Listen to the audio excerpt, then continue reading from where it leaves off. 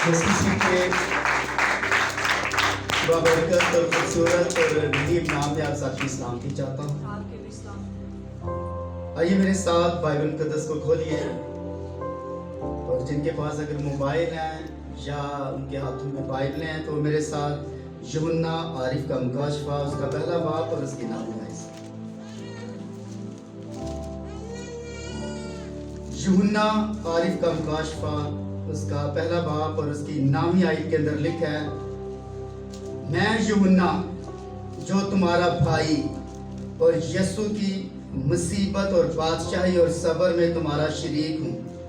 खुदा के कलाम और यीशु की निस्बत गवाही देने के बाइस उस टोपों में था जो पतमस कहलाता है कि खुदावंद के दिन रूह में आ गया और अपने पीछे नरसिंगे की सी ये एक बड़ी आवाज सुनी, जो कुछ तू देखता है उसको किताब में लिखकर सातों कलीसियाओं के पास भेज दे। आमीन। कलाम मुकद्दस का पढ़ा जाना हम सबों के लिए बरकत का बाइस। थोड़ी देर के लिए हम इस बात के ऊपर गौर करने जा रहे हैं। आज का जो हमारा अनवान, आज का जो हमारा टॉपिक है वो है द रेस्ट, यानी आराम। रेस्ट, आराम, इट्स मीन सब्र। तो आज आपके सामने मैं ये बातें रखना है जा रहा हूँ सब्र के ताल्लुक से। तो ये अक्सर लोगों के जहनों के अंदर थोड़ी सी प्रॉब्लम चल रही होती है कि ये जो सब्बत है आया हफ्ता है या इतवार है। तो इसी ताल्लुक से आज खुदा ने चाहा तो हम इसके ऊपर गौर करेंगे। दी रेस्ट यानी सब्र, इसके लिए लफ्ज आराम लफ्ज इस्तेमाल किया गया है। तो कितने लोगों को सब्बत के ताल्लुक से पता है कि सब्बत क्या चीज है? क्योंकि पुराने नामे के अंदर बहुत सारे ऐसे रेफरेंस हमें मिलते हैं जो सब्बत के ताल्लुक से हैं। सब्बत, इजराइल के लोग सब्बत को याद रख के सेलिब्रेट करते हैं, और जिस तरह हम इतवार को यहाँ इकट्ठे होते हैं, उनका जो सब्बत है उनका हफ्ता है। तो हफ्ता मसीहियों के नज़दीक क्या अहमियत रखता है और त्यौहार जो है ये क्या अहमियत रखता है, ये बातें आपको आज मैं बताऊंगा ताकि आप खुदा के कलाम में से सीख सकेंगे। अब्रानी जुबान के अंदर जो एक लफ्ज इस्तेमाल होता है शब्बत, जिसे उर्दू में हम सब्बत कहते हैं, अब्रानी जुबान के अंदर एक लफ्ज है शब्बत, जिसका मतलब है काम को रोक देना या काम को खत्म कर देना। यानी शब्बत का मतलब क्या है? काम को खत्म कर, काम को रोक देना या काम को खत्म कर देना। एक और लफ्ज है अब्रानी जुबान का जिसका मतलब है कदाश। कदाश एक लफ्ज है जिसका मतलब है अलग करना। शब्बत काम को रोक देना, कादिश अलग करना, यानी किसी शय या चीज को मखसूस मकसद के लिए अलग कर देना, जिसकी मिसाल यह कि हैकल के बर्तनों को पाक कामों के लिए अलग कर दिया जाता था कि वो सिर्फ पाक चीज़ों के लिए इस्तेमाल हो। जैसा मैंने पिछली बार यहाँ एक मैसेज दिया था कि ये जो कुर्सियाँ, ये जो हारमोनियम, ये जो माइक, ये जो चीज़ें चर्च के अंदर हैं, ये कादिश है। अब्रानी ज़ुबान के अंदर ये खुदा के लिए मखसूस की गई हैं। तो इन चीज़ों को याद रखें, हम अपनी ज़ाती अपने मुफाद के लिए या अपनी ज़रूरियात के लिए हम इस्तेमाल नहीं कर सकते। ये खुदा की चीज़ें हैं और ये खुदा के कामों ही में इस्तेमाल होनी चाहिए। अब शब्बत काम को रोक देना और काम को खत्म कर देना, कादिश अलग करना। और अब देखें अखरूज की किताब 20वां बाब उसकी 8वीं आयत के अंदर लिखा है, याद करके तू सब्बत का दिन पाक मानना, 6 दिन तू मेहनत करके अपना सारा काम काज करना, लेकिन 7वें दिन खुदावंद तेरे खुदा का सब्बत है। कौन से दिन? 7वें दिन। 7वें दिन जो है, अब 7वां दिन है कौन सा? 7वां दिन कौन सा? सातवां दिन बनता कौन सा? शाबाश, कौन सा दिन बनता है? हफ्ते का। हफ्ते का दिन। लेकिन सातवें दिन खुदाम तेरे खुदा का सब्बत है, यानी हफ्ते वाला दिन जो है ये खुदा का क्या है? सबत। उसमें ना तू कोई काम करे, ना तेरा बेटा, ना तेरी बेटी, ना तेरा गुलाम, ना तेरी लौंडी, ना तेरा छुपाया, ना कोई मुसाफिर जो तेरे यहाँ तेरे फाटकों के अंदर हो, क्योंकि खुदावन ने 6 दिन में आसमान और जमीन और समुंदर जो कुछ उनमें है वो सब बनाया और सातवें दिन आराम किया। सातवें दिन आराम किया। इसलिए खुदावन ने सब्बत के दिन को बरकत दी और उसे मुकद्दस ठहराया। कौन से दिन को? सबत के दिन। सातवें दिन को खुदा ने, अब सातवां दिन जो आराम का दिन है इसमें ये सब्बत है। ये क्या है? सबत। सब्बत है, यानी शब्बत, सब्बत, रेस्ट, आराम, ये उन्हीं के अल्फाजों के अंदर इस्तेमाल हो रहा है जिसको मैं आपके सामने पेश कर रहा हूं। और अब देखें, यह सब्बत के दिन को पाक मानने के लिए भी यही मतलब इस्तेमाल हुआ है, यानी कादश का दूसरा मतलब पाक बनाना है। तवज्जो दें इस बात पर, यहाँ सब्बत के दिन को पाक बनाने के लिए बात नहीं हो रही कि सब्बत को पाक बनाना है, बल्कि सब्बत को, शाबाश, सब्बत को, ये आज थोड़ा सा मुश्किल, आज व्हाइट बोर्ड मैंने आज कहने को टाइम ही नहीं मिला मुझे, वरना ये जो स्टडी है ये व्हाइट बोर्ड के ऊपर आपको करवाता तो फिर आपको अच्छी तरह समझ आती। लेकिन फिर भी हम कोशिश करेंगे आपको सिखाने के लिए। तो जो कादिश का दूसरा मतलब पाक बनाना ही है। तवज्जो दें इस बात पर, यहाँ सब्बत के दिन को पाक बनाने की बात नहीं हो रही बल्कि पाक मानने की है, क्योंकि लिखा है याद करके तू सब्बत का दिन पाक मानना। पाक मानना। अब शब्बत और कादिश वो किसी चीज के लिए मखसूस करना या बनाना या किसी चीज के लिए डेडिकेट करना, ये कादिश है। लेकिन जो सब्बत है किसी काम को रोक देना, किसी काम को रोक देना। मुश्किल तो नहीं पेश आ रही? नो। आप इस बात के ऊपर गौर कीजिए, आज भी यहूदी दस्तूर के मुताबिक हफ्ता यानी जो हफ्ते का जो दिन है, एक दूसरे को जब मिलते हैं हफ्ते वाले दिन, सब्बत वाले दिन, तो पता सलाम करते हुए कौन सा लफ्ज इस्तेमाल करते हैं? जो सैटरडे हमारा और उनका जो हफ्ता जो सातवां दिन बनता है, उनका हफ्ता बनता है, तो जब वो सलाम करते हैं एक दूसरे के साथ मिलते हैं, पता क्या कहते हैं? शब्बत शालूम। शब्बत शालूम, पता है इसका क्या मतलब है? ये जुमला जब से खुदा ने उन्हें सब्बत के बारे में बताया, वहां से लेकर आज तक यही लफ्ज इस्तेमाल कर रहे हैं, शब्बत शालूम, यानी सब्बत शालूम, यानी सब्बत की सलामती आप पर हो, जिसका मतलब है तुम पर सब्बत का इत्मीनान हो या सलामती हो। देखिए फर्क बस ये है, इनके पास यीशु मसीह की सलामती नहीं है। फर्क ये है कि उनके पास यीशु मसीह की सलामती नहीं है और ना इत्मीनान है। लेकिन मुर्दों से जी उठने के बाद कई मौकों पर अपने शागिर्दों से कहा, तुम्हारी सलामती हो, तुम्हारी सलामती हो, मैं तुम्हें इत्मीनान देता हूं और अपना इत्मीनान तुम्हें, जिस तरह दुनिया इत्मीनान देती है, मैं उस तरह तुम्हें इत्मीनान नहीं देता। अब शब्बत शालूम जो लफ्ज इस्तेमाल किया गया है, ये बड़ा खास है। तो मेरी बात समझ आ गया? आमीन।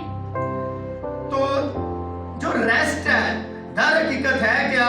सुनिए, देखें, मैं भी आपके सामने एक सवाल रखना चाहता हूं। देखें, इतवार हफ्ते का पहला दिन है। जो इतवार है आज हफ्ते का कौन सा दिन है? और हफ्ता कौन सा दिन बनता है? सातवां। इसको भी भूलना नहीं है आपने। इतवार कौन सा दिन है? हफ्ते का पहला दिन कौन सा है? इतवार। और हफ्ते का सातवां दिन कौन सा है? हफ्ता। मसीह इतवार को चर्च जाते हैं जो कि हफ्ते का पहला दिन है। क्या इन्हें हफ्ते के 7वें दिन यानी हफ्ते को याद रखिए चर्च आना चाहिए या नहीं आना चाहिए?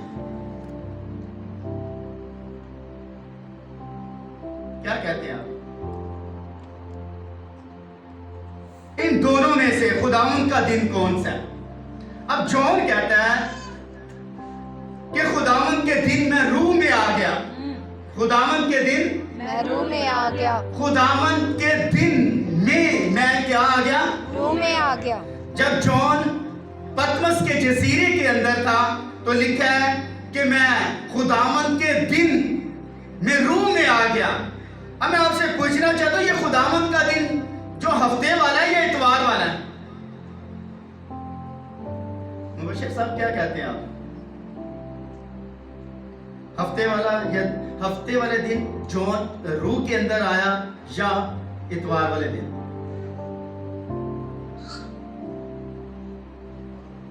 आप इतवार वाले। और मेरी बहनों में से अगर कोई बताना चाहे,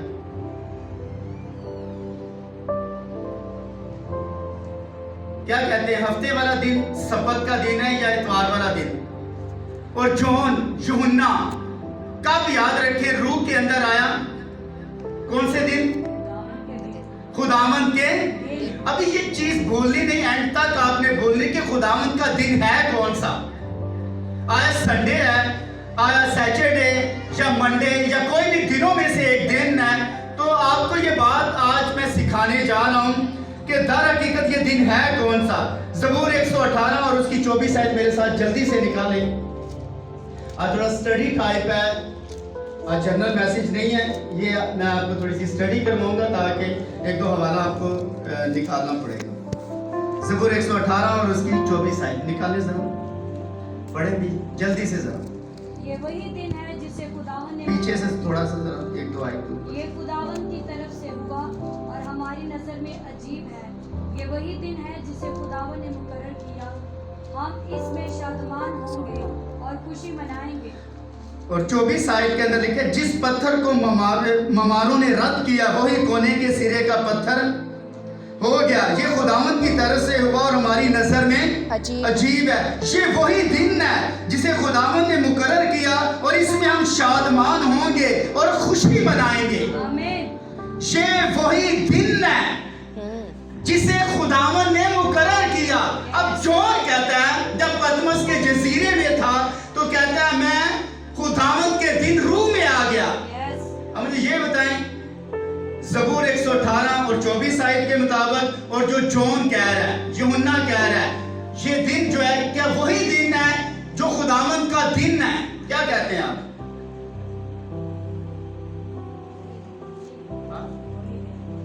वही दिन है या कोई और दिन है? क्यों जी वैसा? वही दिन है। कौन सा? हफ्ते वाला या इतवार वाला? इतवार वाला। तो खुदा ने स्पेशल जो 10 कमांड के अंदर 10 हुक्मों के अंदर कहा कि तू सब्बत को पाक मानना। ना तेरी बेटी काम करे, ना तेरा बेटा काम करे, ना तेरा गुलाम काम करे, कोई भी काम ना करे, क्योंकि वो खुदावंद का सब्बत है। तो अब मैं आपसे पूछना चाहता हूं, क्या ये वही दिन है हफ्ते वाला दिन या इतवार वाला दिन जो ज़बूर नवीस कह रहा है या यूहन्ना जो कह रहा है? क्या कहते हैं आप?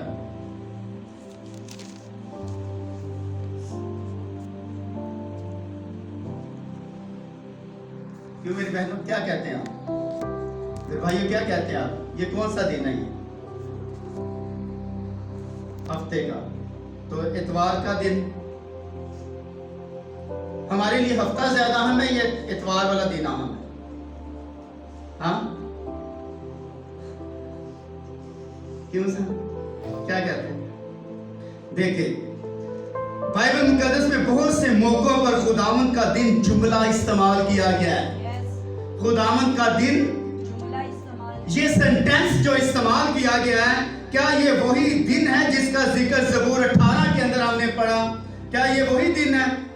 और पहला थस्सलुनीकी उसका 5वां बाब और उसकी 2री आयत कहती है, इस वास्ते कि तुम आप खूब जानते हो कि खुदावंद का दिन इसी तरह आने वाला है जिस तरह रात को चोर आता है। अब ये कौन सा दिन है? हफ्ते वाला दिन आएगा या संडे वाले सैटरडे क्यों आएगा? क्या कहते हैं आप? जुवेद साहब आप क्या कहते हैं? बता दो यार। तो इस वास्ते तुम आप खूब जानते हो कि खुदावंद का दिन इसी तरह आने वाला है जिस तरह रात को क्या आता है। अब खुदावंद का दिन जो है याद रखें, ये हफ्ते वाला दिन खुदा आसमान से आएगा या इतवार वाले दिन आएगा?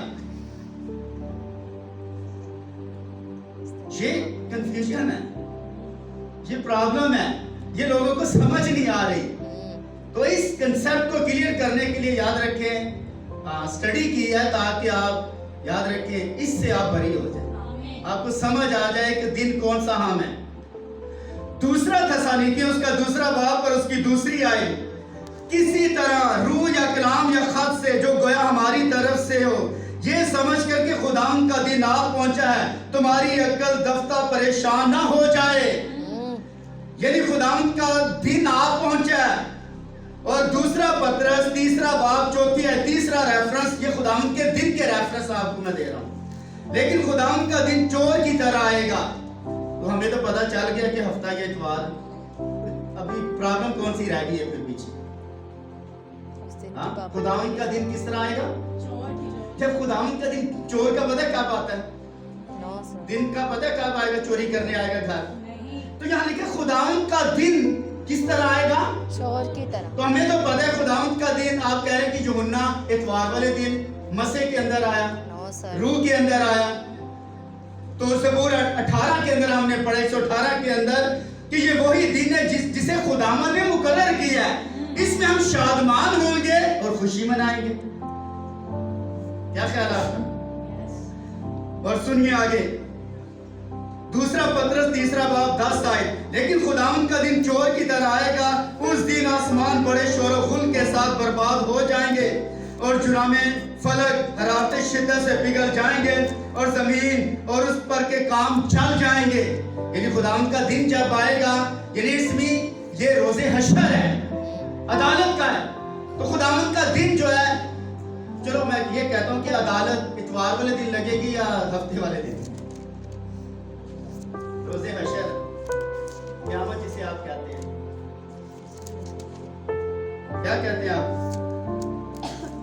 और यूएल दूसरा बाब और उसकी चौथी आई, खुदावंद अपने लश्कर के सामने ललकारता है क्योंकि उसका लश्कर बेशुमार है और उसके हुक्म को अंजाम देने वाला जबरदस्त है, क्योंकि खुदावंद का रोजे अजीम नहायत ही खौफनाक है, कौन उसकी बर्दाश्त कर सकता है? अब खुदावंद का जो दिन है, याद रखिए, ये मामूली दिन नहीं है। और सफनिया पहला बाब और उसकी 14 आयत, ये याद रखिए हालात देने वाला दिन है। ठीक है, खुदावंद का रोजे अजीम करीब है, हाँ वो नजदीक आ गया, वो आ पहुंचा। सुनो, खुदावंद का दिन शोर, जबरदस्त आदमी फूट फूट कर रोएगा। वो दिन कहर का दिन है। कौन सा? खुदावंद का दिन, खुदावंद का, लेकिन है कौन सा?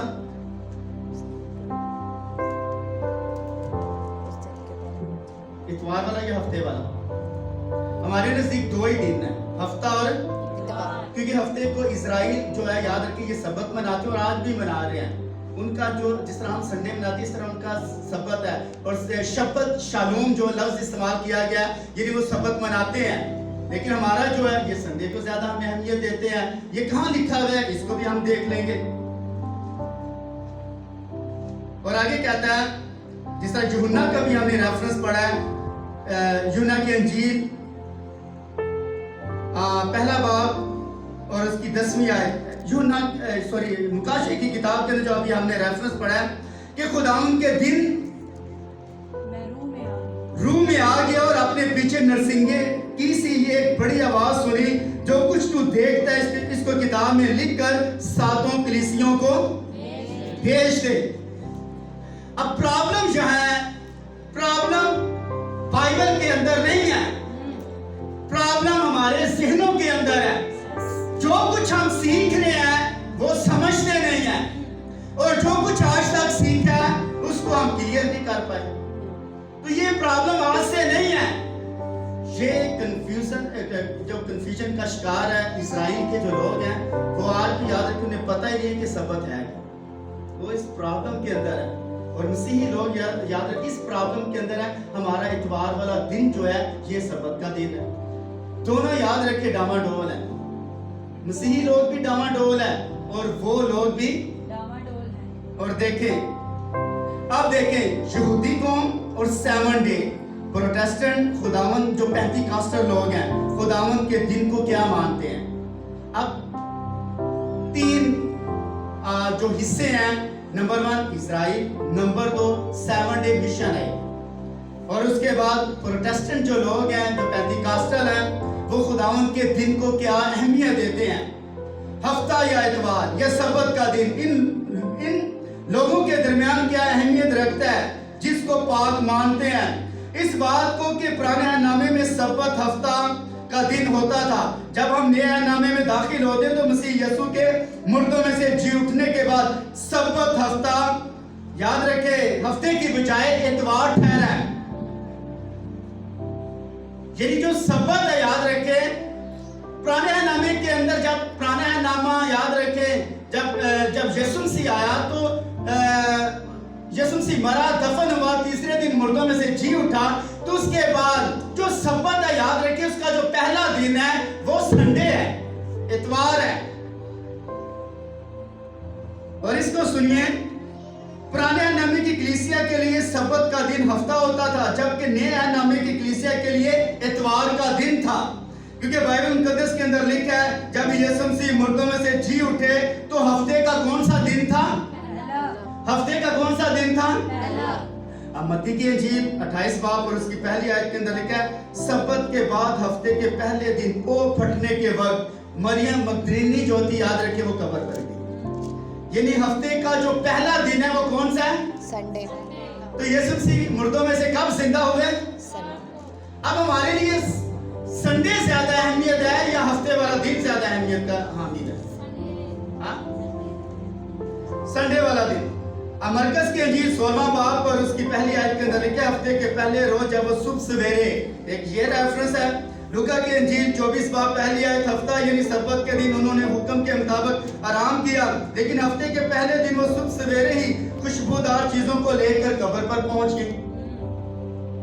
और यूहन्ना की अंजील उसका 20 बाब और उसकी पहली आयत के अंदर लिखे हफ्ते के पहले दिन मरियम मगदलीनी ऐसे तड़के की अभी अंधेरा ही था कब्र पर आई। यानी हफ्ते का जो पहला दिन है ये रेफरेंस बाइबल मुकद्दस के अंदर मिल रहे हैं कि यीशु मसीह मुर्दों में से जिंदा हुए। यानी मत्ती 28, मरकस 16, लूका 24 और यूहन्ना 20 के अंदर ये हमें रेफरेंस मिल रहे हैं। अब देखें बाइबल मुकद्दस के मुताबिक यहूदी कैलेंडर में हफ्ते का पहला जो दिन है वो कौन सा है? शाबाश, संडे। ना के हफ्ते ना के हफ्ता। देखिए इब्तिदाई कलीसिया में हफ्ते के पहले दिन कलीसिया इबादत के लिए जमा हुआ करती थी। यानी पालूस रसूल जो था याद रखिए हफ्ते के पहले दिन, जिस तरह इतवार को आज जमा है, हफ्ते का आज पहला दिन है, इसी तरह इब्तिदाई कलीसिया के जो रसूल थे ये याद रखे इतवार वाले दिन याद रखे मीटिंग किया करते थे। ये कहां लिखा है? संडे वाले दिन याद रखिए वो मीटिंग करते हैं। ये कहां लिखा हुआ है? अमाल की किताब 20 बाब उसकी 7 में। ये आपके लिए नया रेफरेंस है, ये इसको नोट कीजिए। अमाल की किताब 20 बाब 7वीं आयत के अंदर लिखा है हफ्ते के पहले दिन जब हम रोटी तोड़ने के लिए जमा हुए। ये पाक इशा थी उस वक्त। संडे वाले दिन क्या थी? सुबह या शाम को? शाम। हफ्ते के पहले दिन जब हम रोटी तोड़ने के लिए जमा हुए तो पौलुस ने दूसरे दिन रवाना होने का इरादा करके उनसे बातें की और आधी रात तक कलाम करता रहा। यानी हफ्ते के पहले दिन याद रखिए मीटिंग हो रही है। हफ्ते के पहले दिन मीटिंग हो रही है। अब पहला कुरिन्थियों 16वां बाब पहली आयत, पहला कुरिन्थियों 16वां बाब पहली आयत के अंदर लिखा है अब उस चंदे की बाबत जो मुकद्दसों के लिए किया जाता है, जैसा मैंने गलतियों की कलीसियों को हुक्म दिया वैसा ही तुम भी करो। हफ्ते के पहले दिन तुम में से हर शख्स अपनी आमदनी के मुआफिक कुछ अपने पास रख छोड़ा करे ताकि मेरे आने पर चंदा ना करना पड़े। यानी पौलुस कब मीटिंग कर रहा है? हफ्ते के पहले दिन। यानी इतवार वाले दिन कहता है कि जब मैं वहां पहुंचूं तो याद रखिए चंदा जमा करना ना पे किसके लिए? खुदा के काम के लिए। मुकद्दसों के लिए। मुकद्दसों के लिए याद रखिए वो हदिया इतवार वाले दिन उठाते और उनकी जरूरियात को वो पूरा करते थे। संडे वाले दिन पौलुस रसूल करता था। और देखें बहुत सारे लोग यीशु मसीह के मुर्दों में से जी उठने के दिन को खुदावंद का दिन भी कहते हैं। इसी दिन के मुताबिक ज़बूर नवीस 118 ज़बूर के अंदर हमने पढ़ा, ये वही दिन है जिसे खुदावंद ने मुकर्रर किया, हम इसमें शादमान होंगे और खुशी मनाएंगे। क्या जब यीशु मसीह मुर्दों में से जिंदा हुए, क्या ये वो दिन है जिसके अंदर ज़बूर नवीस कह रहा था कि हम खुशी मनाएंगे और शादमान होंगे? ये वही दिन है जो खुदा ने मुकर्रर किया। दूसरी बात यह है कि बहुत से मौकों पर भी हमने देखा कि खुदावंद का दिन रोज़े अदालत को भी जाहिर कर रहा है। खुदावंद का दिन, रोज़े अदालत को भी जाहिर। तो जब यूहन्ना देख रहा है कि मैं खुदावंद के दिन रूह में आ गया, वो याद रखे वो कौन सा दिन था?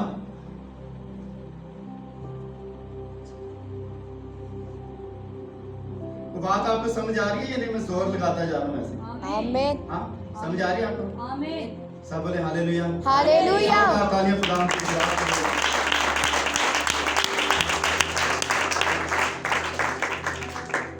अब देखें दूसरी बात यह है कि बहुत से मौकों पर खुदावंद का दिन रोज़े अदालत को भी जाहिर करता है।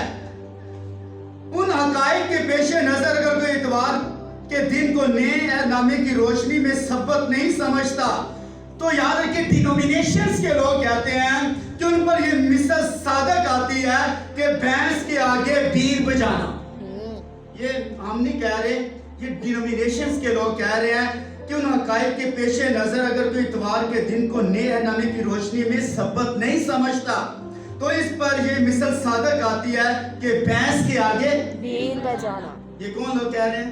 डिनोमिनेशंस के। ये डिनोमिनेशंस के लोग कह रहे हैं। ये वो लोग कह रहे हैं जो याद रखे इतवार वाले दिन याद रखे इसको सबत मानते हैं, रेस्ट मानते हैं, शब्बत मानते हैं, आराम मानते हैं, जो बाइबल मुकद्दस के अंदर याद रखे रेफरेंस लिखे हुए हैं। यहां तक आपको समझ आ गई? आमीन। अब याद रखें हम क्या कहते हैं? ये तो वो लोग कह रहे हैं। अभी मैंने जितना आपको बताया ये पराये लोग कह रहे थे।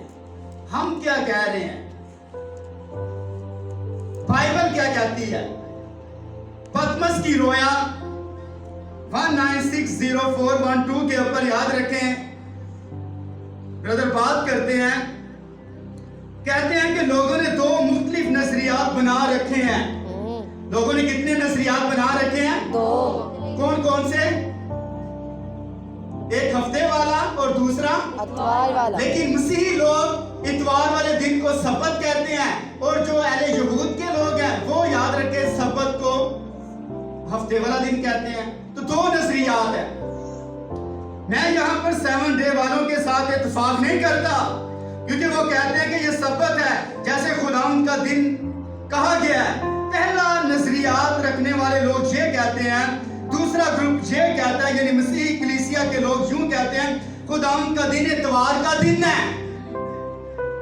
खुदावंद का दिन, मसीही जो लोग हैं याद रखिए वो ये कह रहे हैं कि खुदावंद का जो दिन है जिसमें यूहन्ना रूह के अंदर आया पतमस के जजीरे के अंदर, वो इतवार वाला दिन है।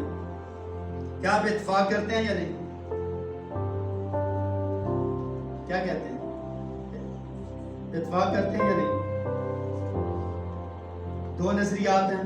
एक नजरियात कह रहा है कि हफ्ते वाला दिन सबत वाला है और दूसरा खुदावंद का दिन सबत वाला दिन है, और हम मसीही लोग कह रहे हैं इतवार वाला दिन खुदावंद का दिन है। देखें दूसरा ग्रुप ये कहता है यानी मसीही कलीसिया यूं कहती है खुदावंद का दिन इतवार का दिन है, बल्कि आज भी प्रोटेस्टेंट लोग इसको इस तरह पेश करते हैं खुदावंद का दिन इतवार का दिन है, जबकि कलाम के लिहाज से दुरुस्त नहीं है। बाइबल मुकद्दस के मुताबिक खुदावंद का जो दिन है जिसके अंदर हम शादमानी करेंगे, जो हमने रेफरेंस पढ़े हैं थेसलोनिकियों के अंदर, यूहन्ना की अंजील के अंदर, लूका की अंजील के अंदर और बाकी जो हमने रेफरेंस पढ़े हैं, ये खुदावंद का दिन नहीं है। तो ये दिन है कौन सा? ये है, ये खुदावंद का दिन ही नहीं है। देखें,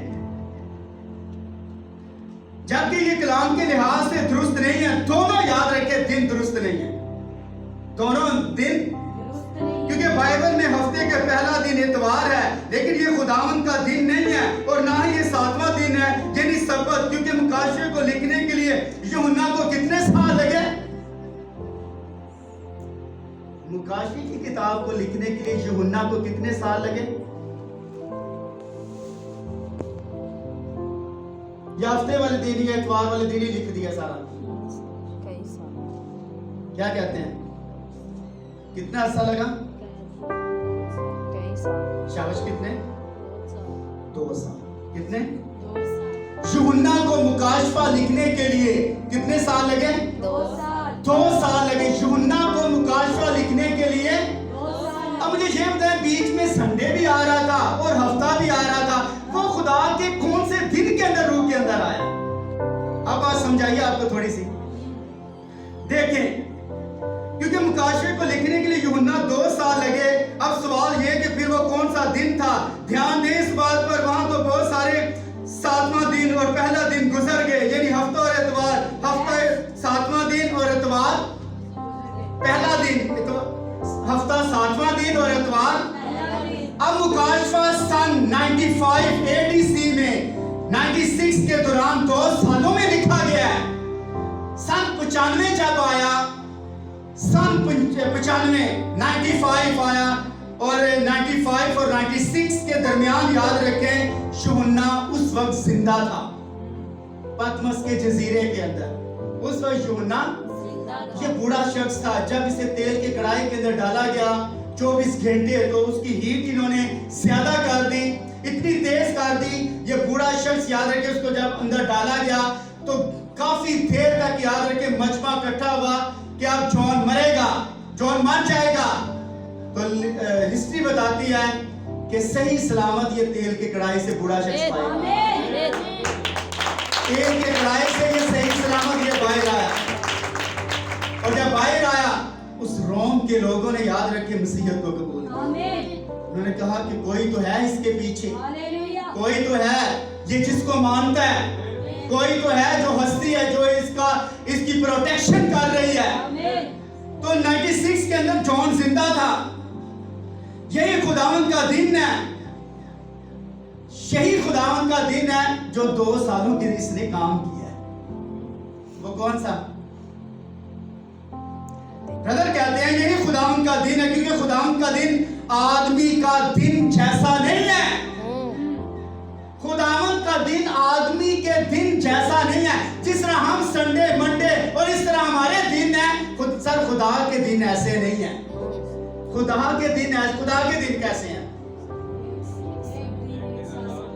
रेफरेंस दे बाइबल, कोई भी मुझे रेफरेंस दे कि खुदावंद के दिन में और हमारे दिनों में फर्क, आदमी के दिन के अंदर, खुदा के दिन के अंदर फर्क है। अय्यूब की किताब उसका 10वां बाब और उसकी पहली आयत निकाले, बड़ी खूबसूरत रेफरेंस है ये। अय्यूब की किताब उसका 10वां बाब और उसकी पहली आयत लिखा है, क्या तुझे अच्छा लगता है कि अंधेरा करे? अय्यूब कहता है क्या तुझे अच्छा लगता है कि अंधेरा करे और अपने हाथों की बनाई हुई चीज को हकीर जाने और शरीरों की मशवरत को रोशन करे? क्या तेरी आंखें गोश्त की हैं? अय्यूब कहता है खुदा तेरी आंखें जो जमीन के ऊपर फिर रही हैं गोश्त की नहीं है। और हम जिस नजर से याद रखे अपनी बेटियों को, बहनों को या औरतों को हम देखते हैं, खुदा इस तरह नहीं देखता, क्योंकि उसकी गोश्त वाली आंखें नहीं है, लेकिन हमारी। तो इसलिए तो याद रखें गड़बड़ कर रहे हैं, हमारी गोश्त वाली आंखें हैं। इसलिए यीशु मसीह ने जब किसी औरत पर तूने बुरी निगाह से नजर की तो उसके साथ ज़िना कर चुका। तो इसलिए याद रखें हमारी गोश्त वाली आंखें हैं। क्या तेरी आंखें गोश्त की हैं? जब तू ऐसे देखता है जैसे आदमी देखता है, जिस तरह मैं आपको देख रहा, खुदा इस तरह आपको नहीं देखता। और खुदा के सामने कोई मजहब नहीं है। जब अदालत होगी तो वो ये पूछेगा कि आपका ये मजहब है, आपका ये मजहब है। आपके कामों के सबब से आपकी अदालत है। हम सब की याद रखें अदालत खुदा के अपने कामों के सबब से है। जो मुर्दा याद रखे जाते हैं आसमान को, कोई चीज लेकर नहीं जाते, लिखा है उनके अमाल उनके साथ साथ जाते हैं, मजहब कभी भी साथ साथ नहीं गया।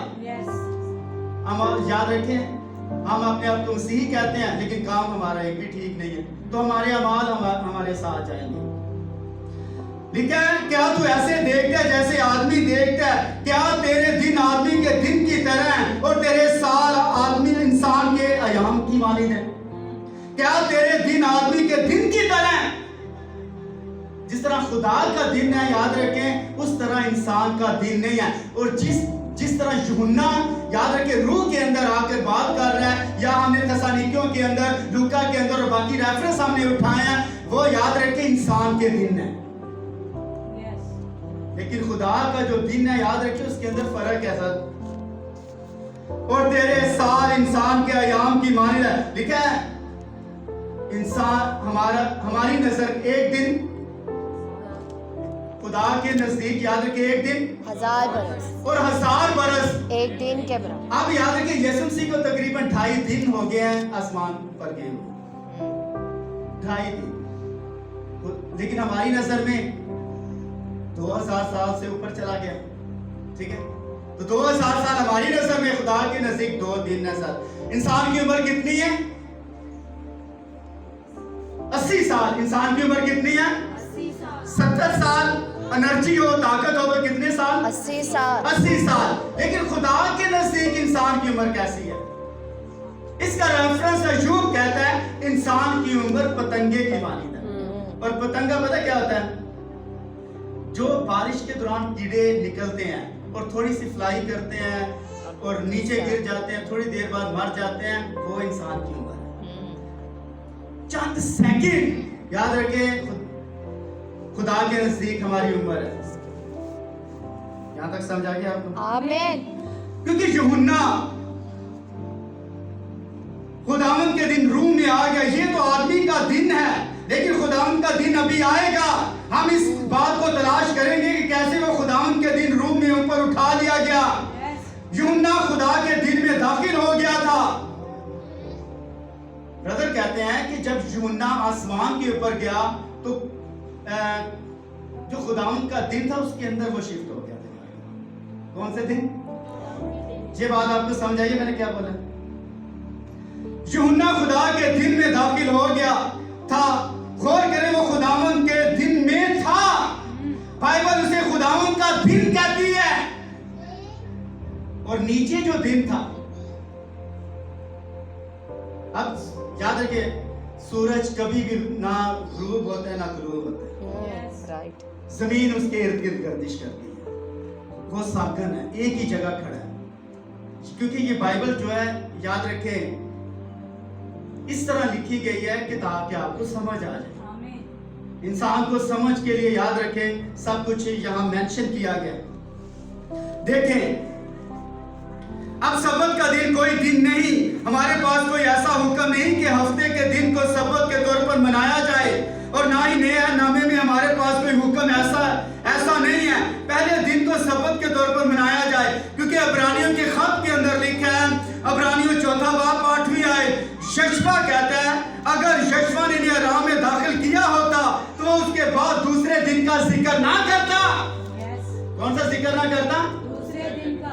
अगर यशवा ने इजराइल को याद रखे सब्बत के अंदर दाखिल, आराम के अंदर दाखिल कर दिया होता तो यशवा कभी भी दूसरे दिन का जिक्र ना करता।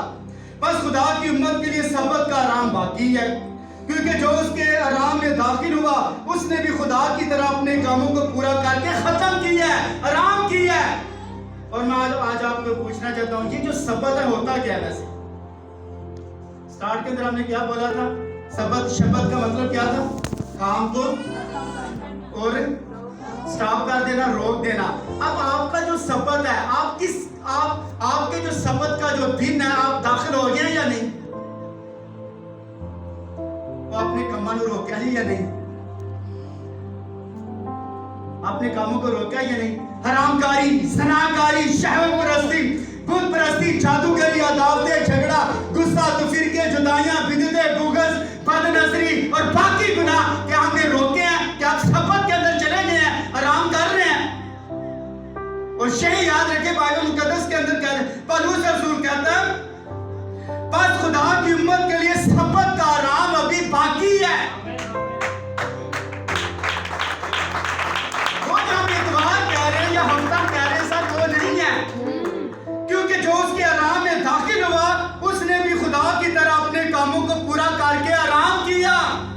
बस वो हम उस आराम में दाखिल होने की कोशिश करें ताकि उनकी तरह नाफरमानी करके कोई शख्स गिर ना पड़े। इसलिए हमारा जो सबत है सर, जब आप याद रखिए खुदा के साथ चलते हैं और दयानतदारी के साथ चलते हैं, वो आपका सबत शुरू होता है। वो इतवार है, वो हफ्ता है, वो याद रखिए आपका दिन है, वो सबत है। God bless you, sir. और सुनिए, अब सबत के दिन पर गौर करें। खुदा ने 6 दिनों में सारी कायनात को बनाया था और फिर 7वें दिन क्या किया? आराम में दाखिल हो गया। फिर दुनिया की किसी भी चीज को बनाने के लिए वापस नहीं आया।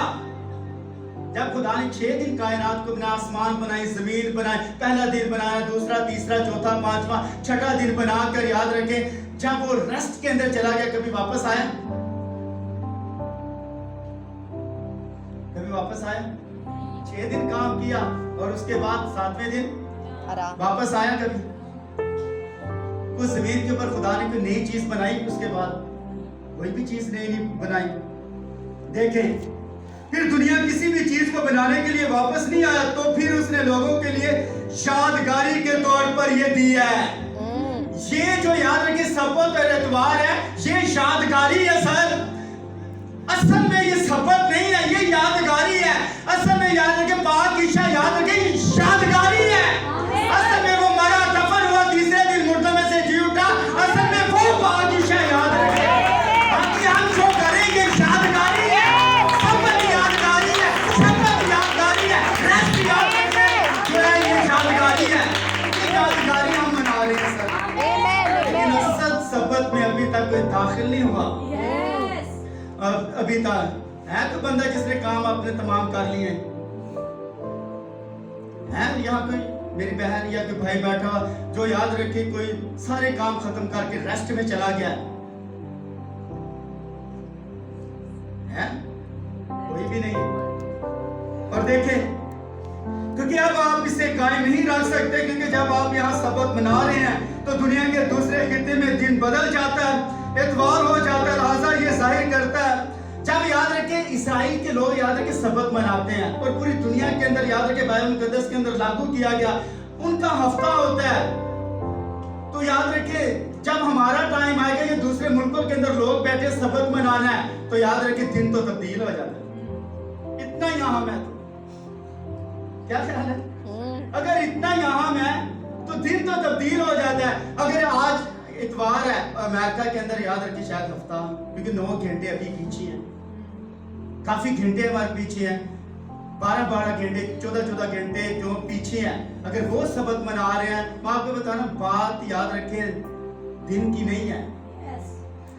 ये सुन ले इस बात को, दुनिया के दूसरे खित्ते में दिन बदल जाता है, इतवार हो जाता है। लिहाजा ये जाहिर करता है कि ये कौम के लिए था इंफरादी इंडिविजुअल तौर पर याद रखिए इस्राएल को ये हुक्म था, इंडिविजुअल तौर अकेला। और ये वक्त और खला इस्राएल के लिए, ये वक्त जो था याद रखिए सबत का, ये इस्राएल के लिए था और खला इस्राएल के लिए था। लेकिन खुदा की उम्मत के लिए सबत का आराम अभी बाकी है। देखिए, हम उसके आराम में दाखिल होने पर ईमान रखते हैं या नहीं रखते? हाँ, तो सबत में जाएंगे या नहीं जाएंगे? तो रेस्ट भी आपने करनी है या नहीं करनी? या आपने चल आप काम करते जा रहे हैं? आराम भी करना है या नहीं करना?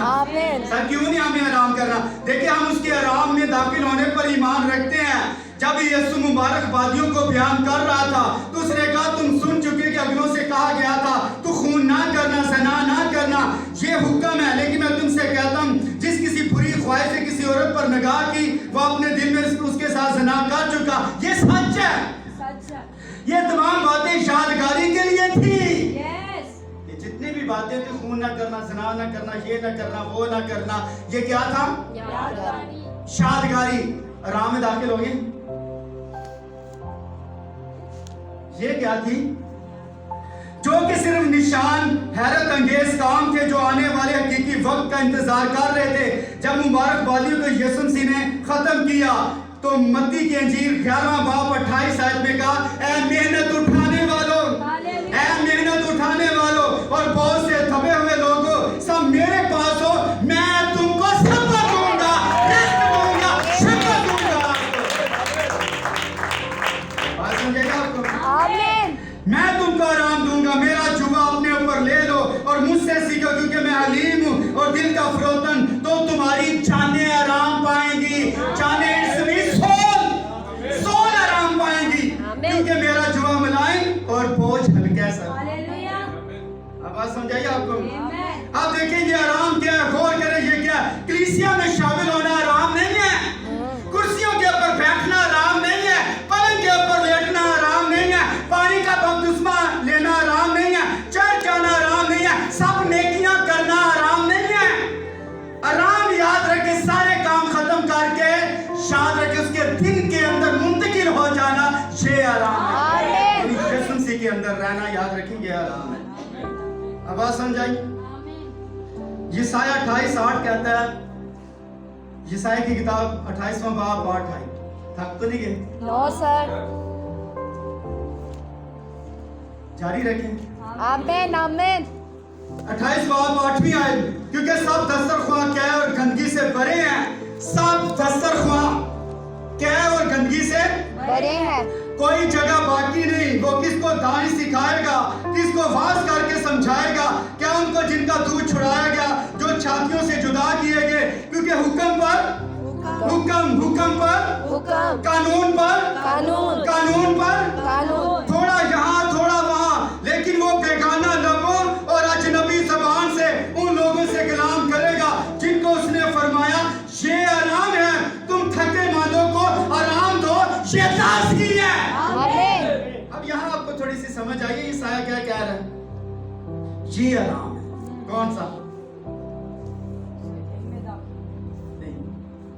आराम कैसे मिला? आराम कैसे मिला? आराम किस तरह मिलता है? आराम किस तरह मिलता है? सबत किस तरह मिलता है? रेस्ट किस तरह मिलती है? किस तरह मिलती है? इस बदन को रेस्ट मैंने देनी है, किस तरह मिलेगी? और यहाँ क्या कह रहा है? लेकिन वो बेगाना लोगों और अजनबी ज़बान से उन लोगों से कलाम करेगा जिनको उसने फरमाया ये आराम है, तुम थके मांदों को आराम दो, ये ताज़गी है। किसी को समझा ये रेफरेंस कहाँ जाकर जुड़ता है?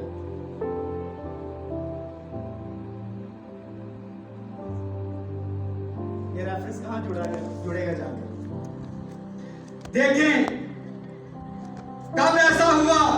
712 साल के बाद ईद पेंतिकोस्त के दिन बेगाना लोगों पर आकर ठहर गए और वो रूह कुद्दस से भर गए और गैर ज़बानें बोलने लगे और रूह कुद्दस उनकी जिंदगियों में याद रखे कब्जा कर लिया और उनके दुनियावी कामों से वो फारिग हो गए। जब रूह कुद्दस होली घोष उनकी जिंदगी के अंदर आया, उस वक्त याद रखे शागिर्द आराम के अंदर चले गए थे, सबत के अंदर चले गए थे, याद रखे। और यही ईसाया कह रहा है, वो बेगाना लोगों और अजनबी ज़बान से उन लोगों से कलाम करेगा जिनको उसने फरमाया ये आराम है, तुम थके मांदों को आराम दो, ये ताज़गी है। अब बात समझाइए आपको? Amen. और याद रखिए रूह कुद्दस के बगैर इंसान जानवर है। Right. रूह कुद्दस के बगैर इंसान, चल इसलिए दाऊद ने कहा ना हो घोड़ियां खचरा वांगर तू जिनको कुछ भी नहीं समझ। एक प्रॉब्लम मेरे अंदर भी है कि मुझे कोई सबूर ही नहीं आता। तो ये जानवर है, याद रखिए। अगर इंसान जो है होली घोष उसकी जिंदगी के अंदर नहीं है, रूह कुद्दस उसकी जिंदगी के अंदर जानवर जैसी जिंदगी बसर करता है। ना उसे बहन पता चलती है, ना उसे भाई का पता चलता है, ना रिश्तों की उसे पहचान है, वो जानवर बनता है सर। और जब वो कभी भी आराम, क्योंकि अपने कामों से आराम ही नहीं कर रहा। और आराम उस वक्त जब आपकी जिंदगी बदलती है, रूह कुद्दस आपकी सर जिंदगी बदलती है, होली घोस्ट आपकी जिंदगी बदलता है, खुदा का रूह याद रखे आपको झंझोलता है और आपको पाक साफ करता है सर। इसलिए याद रखे, लिखा पुरानी इंसानियत को उतार डालो और नई इंसानियत को। और पौलुस रसूल ने अब्रानियों में कहा, अब्रानियों 4 बाब 10, क्योंकि जो उसके आराम में दाखिल हुआ उसने भी खुदा की तरह अपने आप को पूरा करके आराम किया है। जो आराम में दाखिल हो जाता है वो दर हकीकत याद रखे खुदा की मानिंद है, क्योंकि खुदा 6ठे दिन के बाद 7वें दिन आराम में चला गया, और जो अपने कामों से फारिग होता है वो भी खुदा की तरह आराम में चला जाता है। अब बात समझाइए आपको? आमीन। आखिरी बात, जैसा खुदा ने अपनी तख्लीक के वक्त पूरा किया था वो अपने आराम में दाखिल हो गया था, और हम भी अपने दुनियावी कामों को सारे अंजाम देने के बाद उसके साथ आराम में दाखिल होते हैं। हकीकी सबक यही है, जैसे पौलुस को ऊपर उठा लिया गया और वो सबक की उस रूह में दाखिल हो गया, रूह कुदस के जरिए से पूरे तौर पर खुदावंद के दिन में मुंतकिल हो गया। मतलब जब पौलुस रसूल आसमान के ऊपर लिखा में यकायक तीसरे आसमान के ऊपर उठाया गया, वो दर की खुदावंद के दिन के अंदर मुंतकिल हो गया। ये खुदावंद का दिन आराम के अंदर चला गया। ठीक है, अब जॉन कहता है पतमस के जो टापू था उसमें खुदावंद के दिन रूह में आ गया। अब याद रखिए, पहले आपको क्या करने की जरूरत है? रूह में आने की सब जरूरत है। इससे पहले याद रखिए आप आराम के अंदर जाएं, आपको रूह में आने की। यूहन्ना क्या हुआ? इससे पहले खुदा के दिन के अंदर शिफ्ट हो, पहले क्या हुआ? रूह में आ गया। ये रूह में आना क्या होता है? और यहाँ जो इंग्लिश बाइबल के अंदर होली गोस्ट लफ्ज इस्तेमाल किया गया, बड़ा कैपिटल लफ्ज इसके लिए इस्तेमाल किया गया, स्पिरिट के लिए। तो ये होली गोस्ट है। अब मैं आपको बताता हूँ रूह में आने की जरूरत है। ये मुकाशफात आपके पास कैसे आ रहे हैं? रूह की बदौलत आ रहे हैं। और सुने, जॉन जो था याद रखिए, यूहन्ना खुदा के दिन जब याद रखिए रूह में आ गया, जब वो रूह में आया, कोई भी आपको काम करने के लिए आपको स्पिरिट को चाहिए सर। कोई भी काम करना है तो आपको रूह में आना पड़ेगा। जिस नोयत का काम है, अगर आपने याद रखे डांस करना है, जैसा अगर गानों के ऊपर डांस करना है तो स्पिरिट कौन सी चाहिए डांस के लिए? हाँ, शैतानी। लेकिन याद रखिए जनाना आपको स्पिरिट चाहिए। कौन सी? जनाना स्पिरिट आपके अंदर आएगी तो पूरी रूह आपके अंदर आएगी, तो फिर याद रखें आप डांस करेंगे। ये जितने शादियों के ऊपर लोग डांस करते हैं, याद रखें ये जब तक आप माहौल, आपको कुछ चीज चाहिए, माहौल चाहिए आपकी स्पिरिट को। चर्च के अंदर नारे लगाने के लिए, शोर मचाने के लिए, प्रशिश करने के लिए कौन सी स्पिरिट चाहिए? अच्छी प्रशिश करने के लिए कौन सी स्पिरिट चाहिए? कहाँ लिखा हुआ है? खुदा से परस्तार ढूंढता है जो रूह और सच्चाई से। जो रूह और सच्चाई। अच्छी प्रशिश करने के लिए याद रखिए आपको होली गोस्ट चाहिए, स्पिरिट आपको चाहिए। नारे लगाने के लिए आपको याद रखिए नारों वाली स्पिरिट चाहिए। और मैं आपको बताएं, जो आप डांस करते हैं या बुरी फिल्में जो देखते हैं यार, उसको भी देखने के लिए याद रखें सनाकार आंखें चाहिए जो स्पिरिट रखती है। आपको जो भी काम करना है वो आपको स्पिरिट चाहिए। अब हमारी बहनें दुपट्टा लेती हैं इस माशरे के अंदर, और बाहर की जो लोग हैं वो दुपट्टा नहीं लेकर दुआ करते। तो याद रखिए जो माशरा, याद रखिए ये स्पिरिट आपको देता है। माशरा बाहर के लोग याद रखिए दुपट्टा लेकर करते नहीं करते। इंडियन के अंदर आप देख, दूसरी जगहों पर आप जाकर देख लें कि वो याद रखिए दुपट्टा उतार कर बहनें दुआ करती है, प्रशिश करते हैं, सारा सब आप जानते हैं। लेकिन पाकिस्तान के अंदर ऐसा क्यों है? माशरा, क्योंकि हमारे माशरा हमें बताता है, इसलिए माशरा और बाइबल याद रखिए साथ साथ चलते हैं। माशरा बड़ा डिपेंड करता है याद रखिए आपकी लाइफ के ऊपर। इसलिए आपको कोई भी काम करने के लिए आपको स्पिरिट चाहिए सर। मैच देखने के लिए मैच देखने के लिए कौन सी स्पिरिट चाहिए? जैसा टिकटॉक बनाने के लिए आपको क्या करना चाहिए? कौन सी स्पिरिट चाहिए? टिकटॉक बनाने के लिए कौन सी स्पिरिट चाहिए? उस स्पिरिट का नाम ही टिकटॉक है। वो आपको चाहिए, वरना आप टिकटॉक नहीं बना सकते। उस तरह के एक्शन, उस तरह के गानों के ऊपर आप मुंह बनाते हैं, डांस करते हैं, तो ये उस तरह ही माहौल आपको सर चाहिए। इस इसलिए अगर कोई भी काम करना है तो आपको उस रूम में आना पड़ेगा जिस नौयत का काम है। मसला अगर नाच रंग करना है या रक्स करना है तो मुझे नाचने वाली पूरी रूह के ज़ेरे साया होना पड़ेगा। अगर आपने प्रशिश करनी है तो प्रशिश करने वाली रूह के ज़ेरे साया आपको होना पड़ेगा। ये जो कुछ आपने करना है आपको स्पिरिट के ताबिया होना पड़ेगा। सर अगर खुदा के ताबिया होने तो क्या काम करना पड़ेगा? खुदा के ताबिया होना तो किस तरह होना है? देखिए, जिनके पास खुदा का कलाम पहुंचा वो गोया खुदा है। तो याद रखिए, खुदा खुदा से बात करे। आमीन। आप भी खुदा हैं, या ये जो बैठे हैं ये सगीर खुदा कहा जाता है। उर्दू का एक लफ्ज है सगीर, तो सगीर कहते हैं छोटे खुदा। हम क्या हैं? छोटे खुदा। लेकिन जो खुदा एक सुन है, इसराइल खुदा हमारा खुदा एक है। तो यूहन्ना मुकाशफात हासिल करने के लिए रूह में आना पड़ा और खुदावंद के दिल में मुंतकिल हो गया। और जैसे वो खुदावंद के दिल में मुंतकिल हुआ तो उसने नरसिंगे की आवाज सुनी। इसका मतलब कोई आ रहा है, एक असीम हस्ती आ रही है। याद रखिए, जब तक आप रूह के अंदर नहीं आते आपके ऊपर मुकाशफात नहीं खुलेगी। कभी भी याद रखिए, जब तक आप रूह के अंदर नहीं आते आपके ऊपर मुकाश। और जिस कंडीशन के अंदर फिर जॉन ने आसमान के ऊपर यीशु मसीह को देखा, जमीन पर वैसे नहीं था। तो खुदा ने चाहे तो इसको हम आगे बढ़ाएंगे। यहाँ तक आपको समझ आ गई है? आमीन। तो अगली बार इस मैसेज को हम आगे बढ़ाएंगे। सबत का भी मैंने क्लियर नहीं किया, खुदा ने चाहा तो इसको हम क्लियर करेंगे। सबत दर हकीकत है क्या, और जो दिन है थोड़ा सा रह गया, और खुदा ने चाहा तो अगले इतवार इसको हम यहाँ से शुरू करेंगे। ध्यान के साथ सुनना। और कितने लोगों को यहाँ तक समझ आ गई है? आमीन। आमीन।